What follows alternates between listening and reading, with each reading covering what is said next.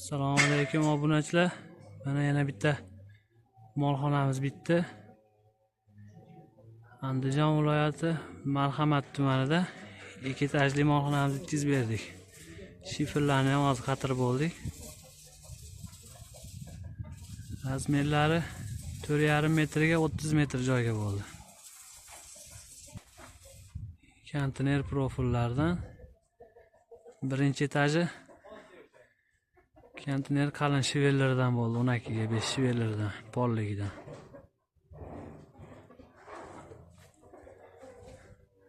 Bu yog'iga vassalar terib, loy bosasa bo'ldi endi. Kimda shunaqa xizmatlar bo'lsa, ekrandagi nomerlarga aloqaga chiqib ko'rasizlar.